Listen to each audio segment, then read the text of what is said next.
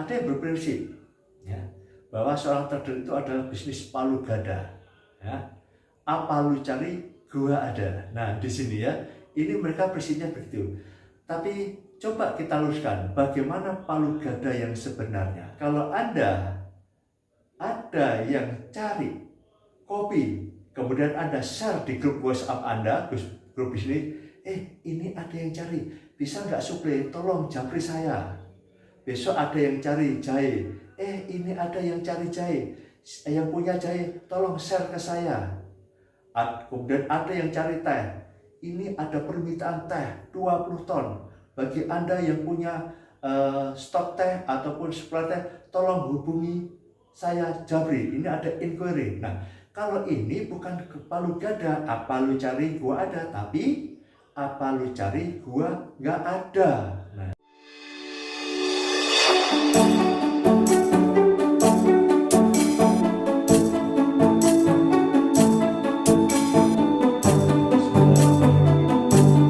Assalamualaikum warahmatullahi wabarakatuh.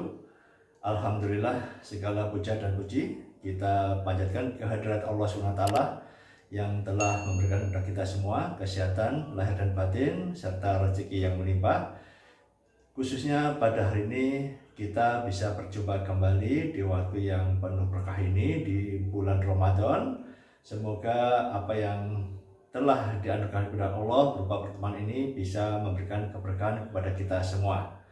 Salam dan salat kita haturkan kepada junjungan Nabi besar Muhammad SAW yang telah memberikan kepada kita semua suri tauladan tata cara berkehidupan yang baik kepada kita semua, khususnya bagaimana kita menjadi pedagang yang baik. Karena Rasulullah adalah seorang pedagang yang handal, beliau juga seorang eksportir yang ulung. Nah, semoga kita semua bisa mengikuti apa yang telah dicontohkan oleh Rasulullah. Rekan-rekan pecok ekspor, tetap semangat ya. Kita harus semangat di dalam situasi dan kondisi yang seperti ini. Nah, pada hari ini saya akan share kan terkait banyak yang konsultasi kepada saya baik secara online maupun offline, bertemu di kantor kami di Export Center Surabaya. Alhamdulillah mereka banyak yang terinspirasi untuk menjadi eksportir dan melakukan apa yang telah saya sampaikan di YouTube ini step by step. Nah, menurut saya ini sungguh luar biasa dan sudah sesuai on the track ya.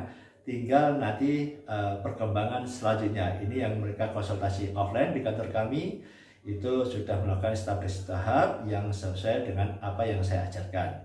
Nah, semoga Anda yang mengikuti channel ini juga bisa mengikuti secara tahap demi tahap.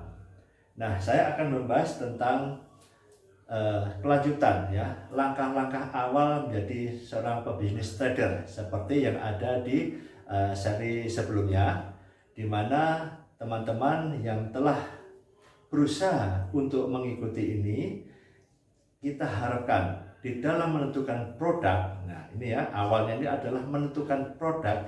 Anda harus benar-benar fokus produk apa yang akan Anda buat bisnis ekspor. Nah ini sesuai dengan langkah-langkah yang telah saya sampaikan, Anda bisa lihat kembali. Nah tetapi di dalam perjalanannya saya melihat ada teman-teman ini yang menjadi eksportir trader ini terlalu luas produknya, bahkan diversifikasi, yaitu maksud saya adalah produk yang satu dengan yang lain itu sangat berseberangan. Nah di sini ya, ini saya tegaskan kepada Anda semua, saya sampaikan beberapa hal yang selama ini teman-teman trader itu salah melakukan, ya salah melakukan dalam arti ini karena belum mendapatkan tuntunan ketika akan memulai bisnis ekspor. Satu yang perlu diperhatikan, ada beberapa yang harus kita luruskan. Satu, fokus ya, satu produk dulu ya, satu produk dulu ya. Kami melihat banyak teman-teman ini terlalu banyak produk ya, ini membuat mereka tidak fokus. Saya sudah sampaikan yang khususnya yang konsultasi offline di kantor kami. Saya pun pernah mencoba, ya. Tahun 2020 saya start akan menjual menjadi trader multi produk. Tetapi ketika mendapat inquiry, ini saya tidak bisa merespon. Sehingga saya putuskan saya tetap mulai fokus ke 2 produk yang sudah saya kerjakan, yaitu kopi dan briket arang kelapa. Nah, di sini ya. Kenapa kok satu fokus produk dulu? Karena apa? Ini yang penting adalah apa? Produk knowledge benar-benar harus dikuasai, ya. Ini, ya. Produk knowledge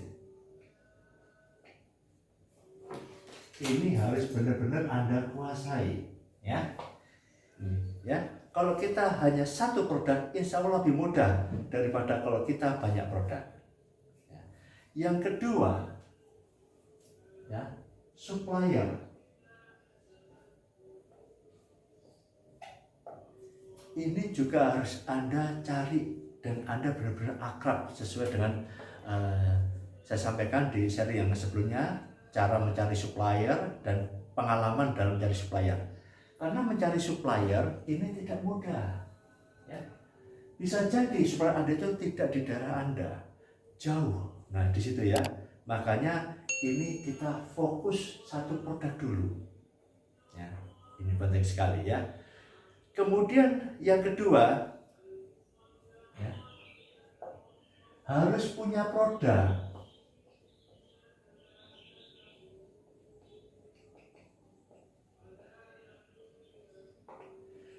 Yang saya maksud, seorang trader harus punya produk. Ini Anda harus mempunyai apa? Itu tadi, satu produk yang Anda tentukan. Anda pelajari, Anda mencari supplier, Anda sudah dapatkan. Itu berarti Anda sudah mempunyai produk, ya. Mempunyai produk bagi seorang trader itu tidak mesti harus punya stok barang, punya stok di gudang, ya. Tidak. Tetapi ini Anda, data-data itu Anda kuasai, ya. Ada yang berprinsip, ya, bahwa seorang trader itu adalah bisnis palu gada, ya. Apa lu cari, gua ada. Nah, di sini ya, ini mereka prinsipnya begitu. Tapi coba kita luruskan bagaimana palu gada yang sebenarnya, ya. Ketika Anda punya produk, ya, ini kalau kita berprinsip palu gada, kita punya satu produk, contohnya kopi, ya, bisnis saya kopi. Nah, yang dikatakan palu gada, apa lu cari gua ada, itu adalah bisnis kopi.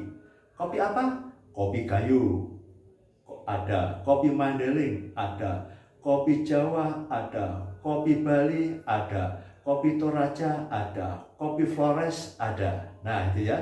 Kemudian ada sangrai, kopi sangrai, kayu, Mandailing, kemudian Jawa, Bali,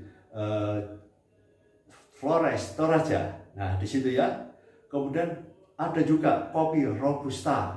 Robusta mana? Nah, di situ macam-macam robusta ada dari mana. Kita juga punya kopi bubuk. Kopi bubuk dari asal dari mana? Nah, di situ. Kopi yang harganya mahal sampai kopi yang murah ada. Ketika Anda sudah mengatakan punya aneka kopi, itulah Anda bisnis palu gada. Apa lu ya cari? Gua ada. Nah, di sini ketika customer cari, saya mau cari kayu, ada. Saya cari robusta dari Lampung, ada. Saya cari kopi bubuk yang murah, ada. Ini palu gada, ya. Tetapi kalau Anda ada yang cari kopi, kemudian Anda share di grup WhatsApp Anda, grup bisnis, ini ada yang cari, bisa nggak suplai, tolong japri saya. Besok ada yang cari jahe, ini ada yang cari jahe, yang punya jahe tolong share ke saya. Kemudian ada yang cari teh, ini ada permintaan teh 20 ton. Bagi Anda yang punya stok teh ataupun supply teh, tolong hubungi saya Jabri, ini ada inquiry. Nah, kalau ini bukan palu gada, apa lu cari gua ada, tapi apa lu cari gua nggak ada. Nah, ini akan sangat salah. Kenapa? Karena orang luar negeri begitu dia kirim buyer lead, yaitu memberikan informasi ke marketplace, dia mencari apa, itu yang baca seluruh dunia, ya, seluruh dunia. Dan yang bisa merespon itu adalah yang punya produk. We looking for tea, maka orang punya teh akan kotak. Dear sir, we are exporter, we producer, we are supplier of tea from Indonesia. We have a capacity bla bla bla bla dan sebagainya. Harganya sekian, deliverynya sekian, proses tehnya sekian. Jadi semua quotation langsung dia jawab. Ini bagi yang punya produk. Bagi yang berproduk, ini ada yang cari teh, siapa yang bisa supply? Kira-kira kalau ada respon dari atau feedback dari calon customer, mana dulu yang di feedback? Di situ ya. Jadi Anda harus punya produk. Nah, di sini ya. Saya tekankan sekali lagi kepada Anda semua bahwa jadi trader itu insya Allah tidak ada biayanya, ya. Ketiga, harus punya perusahaan. Ini saya tekankan lagi sesuai dengan di langkah-langkah awal bisnis trader di seri yang lalu. Ini saya tekankan lagi, harus punya perusahaan. Ya. Nah, harus punya perusahaan. Dan teman-teman yang viewer di sini, insya Allah Anda akan punya perusahaan dalam waktu singkat. Harus punya perusahaan. Buat nama perusahaan. Bukan berarti membuat legalitas dulu, nama saja. Karena kalau kita sudah menjual, sudah mempromosikan, itu adalah nama perusahaan. Nama saja. Dan itu adalah Anda ownernya. Anda bisa punya perusahaan.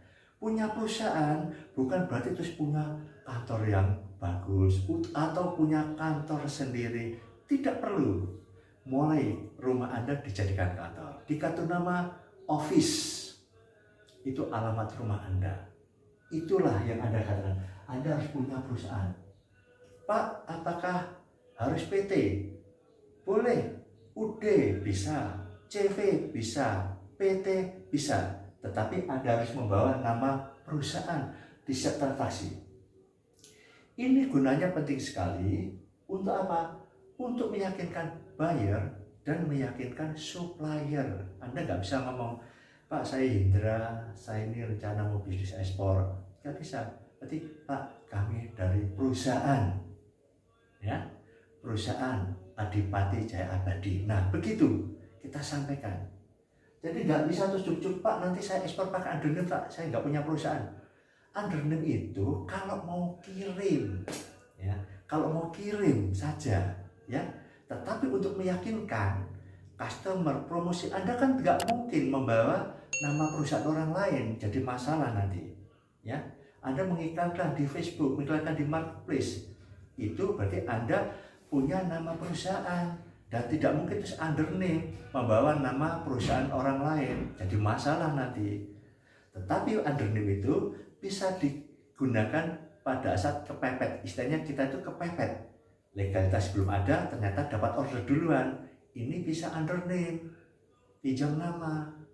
Tetapi ingat, tidak semua produk itu mudah cari undername. Khususnya produk-produk yang dibatasi ekspornya, ya, seperti furniture, seperti kopi, ini nggak bisa, sulit, dan tentu biaya juga berbeda dengan undername barang-barang yang bebas ekspor. Nah di sini punya nama perusahaan, ya, Anda mulai sekarang sudah berpikir buat nama perusahaan. Nah di sini, ya, ini harus punya perusahaan, teman-teman. Banyak yang nggak punya perusahaan, tapi menawarkan diri, ya. Merek itu bukan nama perusahaan. Mulailah Anda buat perusahaan untuk perusahaan Anda sendiri. Nah, yang keempat. Nah, di sini ya. Oke. Giat mencari supplier, punya supplier.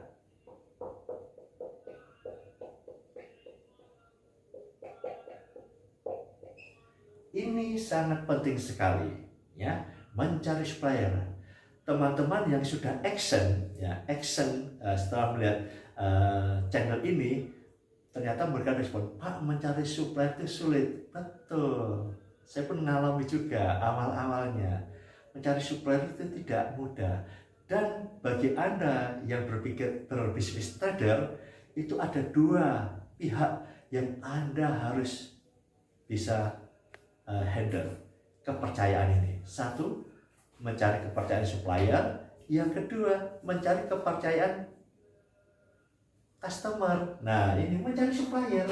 Ikuti langkah-langkah apa yang sudah menjadi yang sudah saya sampaikan di dalam seri-seri yang lalu ya. Punya supplier, Anda jangan promosi dulu, jangan tergesa-gesa cari buyer. Nah, ini yang kelima ya. Jangan tergesa-gesa cari buyer.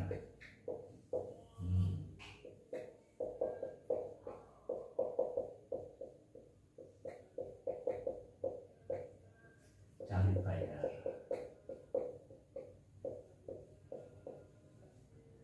Ya, jangan tergesa-gesa. Ini kalau ada yang paham internet, paham marketplace, ahli digital marketing, itu akan mudah mencari buyer. Ketika ketemu atau mendapatkan inquiry dari buyer, ya, baru dia akan cari, siapa yang bisa supply ini, siapa yang bisa supply ini, japri saya ada permintaan. Nah itu, karena apa? Karena poin-poin ini tidak dikuasai. Jadi bangun internal perusahaan Anda, sehingga perusahaan dari luar negeri itu menganggap Anda itu memang perusahaan besar. Cari yang supplier besar, maka Anda juga akan dianggap besar oleh calon customer Anda. Persiapkan, dan masih banyak hal-hal yang akan saya sampaikan terkait bagaimana mendapatkan kepercayaan. Nah, bagi seorang trader, mencari supplier ini penting. Action, ya, action. Dan itu mereka lakukan, ya. Ada viewer kita yang sudah step by step mengikuti. Sekarang nih ke mana? Ke Medan, sedang cari supplier, ya, mencari supplier. Betapa seriusnya. Dari Jakarta, suppliernya di Medan. Kebetulan beliau juga rumahnya di Medan. Dia harus terbang ke Medan untuk mencari supplier. Dan ini keep kontak dengan saya terus. Ya, ada juga viewer kami mencari supplier, sampai saya diajak juga, ayo Pak, kita keliling cari supplier. Pas waktu ada kosong kita keliling ke beberapa kota, ya, nginep di hotel, ya. Dan di sini mencari supplier bukan hal yang mudah. Ini butuh kesungguh-sungguhan Anda. Nah, insya Allah bagi teman-teman yang melaksanakan 4 hal di dalam marketing langit, ikhlas, sungguh-sungguh, sabar, dan yakin, insya Allah bisa ekspor. Demikian dari saya, sedikit yang saya sampaikan untuk merimen Anda semua agar Anda bisa menjalankan bisnis ekspor, khususnya bagi yang trader. Anda bisa mulai sekarang, bangun perusahaan Anda dari sekarang, dan ikuti channel-channel, insya Allah channel-channel kami step by step akan membimbing Anda kepada impian Anda menjadi eksportir. Dan tidak lupa, order itu datangnya dari Allah. Setelah Anda ikhtiar yang kuat, maka untuk mendapatkan rezeki dari ikhtiar Anda itu hanya Allah yang menurunkan. Maka perbaiki amal ibadah Anda. Nah, khususnya di bulan Ramadan ini, kesempatan kita untuk memulai bagaimana meningkatkan amal ibadah kita semua, agar impian kita dikabulkan oleh Allah SWT. Demikian saya sampaikan. Sebelum saya tutup, saya berdoa, Subhanakallahumma wa bihamdika asyhadu an la ilaha illa anta astaghfiruka wa atubu ilaik. Wassalamualaikum warahmatullahi wabarakatuh.